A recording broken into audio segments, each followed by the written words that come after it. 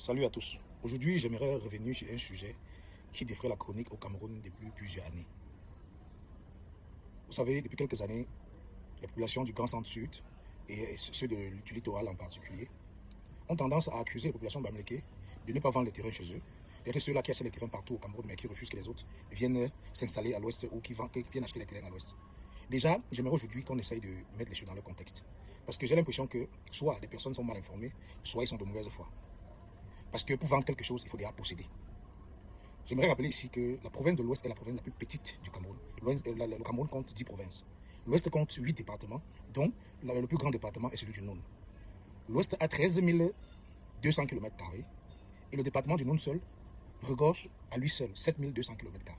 Vous comprenez tout de suite que les autres 7 départements restants se partagent les 6 000 km² restants. Dans ce contexte, est-ce qu'on peut dire que l'Ouest a des espaces libres qu'on peut vendre? Déjà, je vous rappelle que l'Ouest est une province tellement dense. On a 13 200 km² et on est entre 2,5 millions à 3 millions d'habitants permanents dans l'Ouest. Je dois vous rappeler une chose. Les Bamileke ne vendent pas peut-être les terrains, mais les Bamileke donnent le terrain pour rien.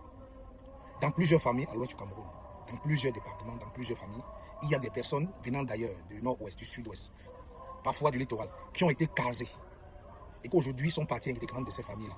Je veux dire, ils ont quitté leur province ou leur région d'origine pour une raison ou une autre. Ils sont arrivés à l'ouest, ils ont été accueillis et casés dans des concessions. On les a remis des terres, on ne les a pas vendus du tout. Plusieurs années après, ils sont intégrés dans des familles, ils sont parties prenantes, ils assistent aux réunions familiales, aux différentes cérémonies qui concernent ces familles-là. Donc, j'invite les Camerounais à voyager à travers le Cameroun. Parce que le vrai problème du Cameroun est le fait que nous ne connaissons pas. Nous ne connaissons pas parce que nous ne voyageons pas à travers le pays.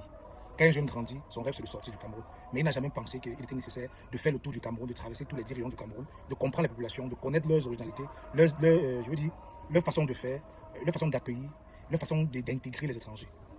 Moi je pense que le fait qu'on accuse les Bamileke de ceux-là qui ne vendent pas les terrains n'est pas vrai. Parce que déjà à l'ouest il n'y a pas de terre. Aujourd'hui, dans des familles, les gens ont du mal ne serait-ce qu'à avoir un 10 m² pour construire leur maison familiale. Parce que imaginez-vous, une concession qui date de 60 ans, qui est peut-être à la 4e, 5e génération. À partir de la 2e génération, 3e génération, il n'y a même plus de terre dans certaines familles. Où on peut dire, voilà, 10 m² pour un enfant, 10 m². Contrairement au centre où on a parfois des familles où le patriarche a laissé près de 5 hectares pour 2 personnes, près de 10 hectares pour 2 personnes.